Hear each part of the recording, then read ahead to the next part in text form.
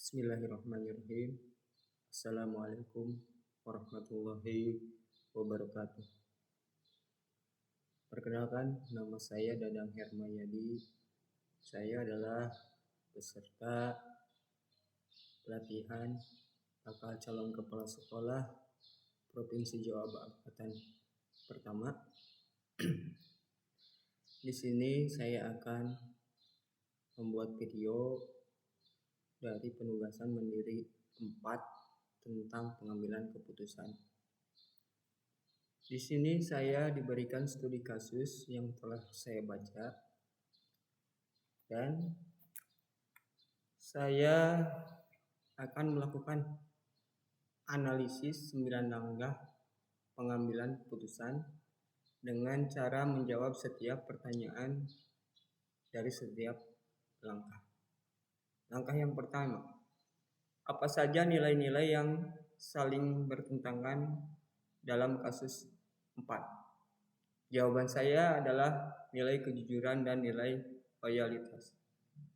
Langkah kedua, siapa saja yang terlibat dalam situasi pada kasus tersebut? Jawaban saya adalah yang pertama Rara. Rara adalah seorang piket di perpustakaan yang menemukan dompet. Kemudian yang kedua Nina.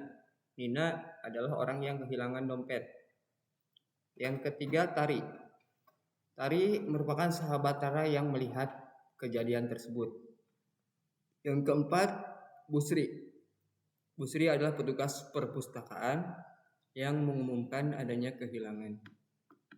Langkah selanjutnya adalah fakta apa saja yang relevan dengan situasi pada kasus tersebut. Jawaban saya, yang pertama adalah Rara sedang bertugas sebagai petugas piket kebersihan di perpustakaan. Ya, ini menunjukkan posisi dan peran Rara saat kejadian. Jadi kronologinya. Kemudian Rara menemukan sebuah dompet berisi uang di bawah kursi. Itu fakta yang kedua. Dompet tersebut ditemukan oleh Rara saat sedang membersihkan. Fakta yang ketiga, Rara mengambil dompet tersebut dan menyimpan di tasnya. Di sini Rara tidak menyerahkan atau menceritakan kepada pemiliknya. Fakta yang keempat, Rara menganggap dompet itu sebagai rezeki nomplok. Ini menunjukkan pemikiran Rara saat mengambil dompet. Fakta yang selanjutnya, tidak ada orang lain yang melihat saat Rara mengambil dompet kecuali Tari. Berarti saksi mata dalam kejadian ini hanya Tari. Kemudian Busri, fakta selanjutnya, mengumumkan bahwa Nina kehilangan dompet di perpustakaan. Nah, dompet ini ternyata milik Nina. Kemudian fakta selanjutnya, Tari berada di perpustakaan sejak awal dan melihat jelas kejadian Rara mengambil dompet tersebut. Jadi di sini Tari menjadi saksi langsung kejadian tersebut. Fakta selanjutnya, Rara adalah sahabat dekat Tari yang sering membantu Tari dalam tugas dan berbagi. Kemudian langkah keempat, di sini kita akan menganalisis pengujian benar atau salah yang mana yang bisa dilakukan. Jawaban saya adalah uji intuisi atau apa kata nurani saya jika ini terjadi kepada saya. Analisisnya, jika Rara mendengarkan hati nuraninya, ia mungkin merasa bersalah karena mengambil dompet milik orang lain. Kemudian bagi Tari juga merasa dilema karena hatinya tahu ada yang salah, meskipun itu dilakukan sahabatnya. Kesimpulannya, tindakan Rara salah secara etika menurut hati nurani. Kemudian langkah yang kelima, pengujian pradigna benar lawan benar. Yang dilakukan adalah kebenaran versus kesetiaan.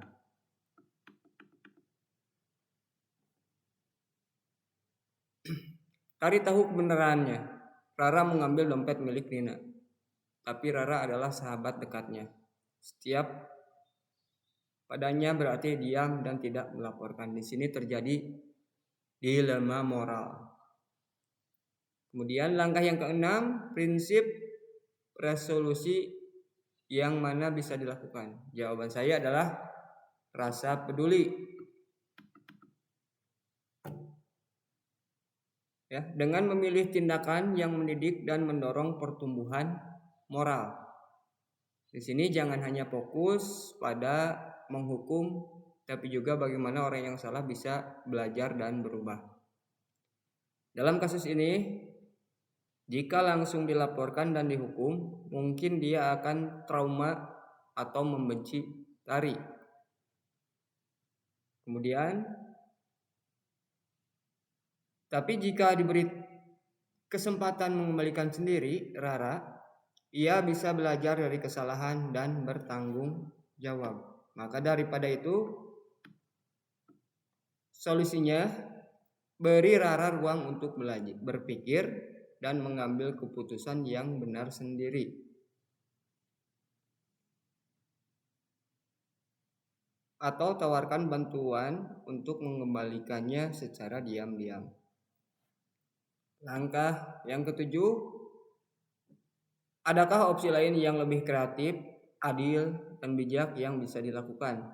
Jawaban saya ada, yaitu dengan cara mengajak Rara mengembalikan dompet secara sukarela. Ya, dengan gambaran Tari bisa bicara pribadi dengan Rara tanpa menghakimi dan membantunya mengambil keputusan yang benar.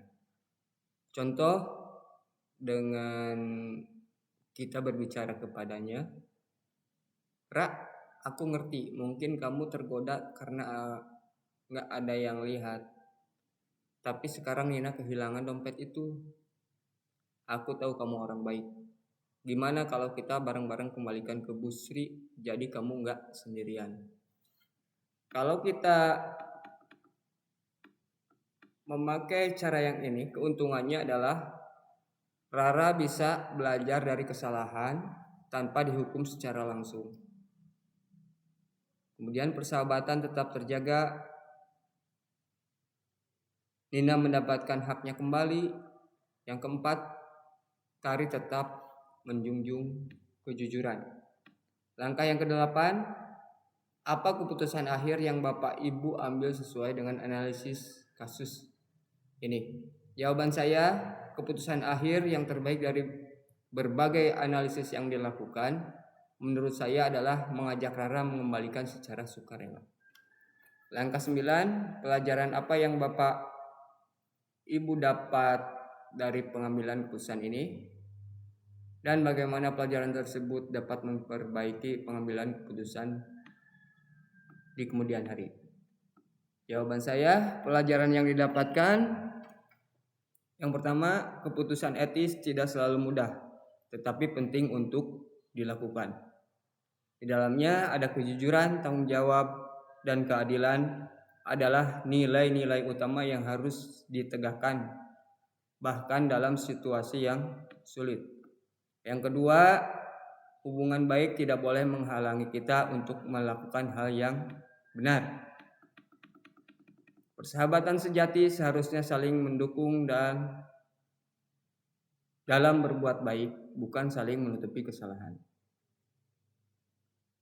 Yang ketiga, memberi ruang kepada anak untuk memperbaiki kesalahan bisa menjadi pembelajaran moral yang kuat.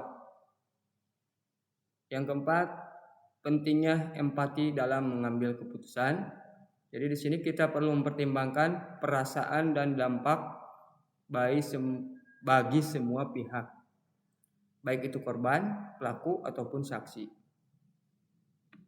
Yang kelima, komunikasi yang bijak adalah kunci.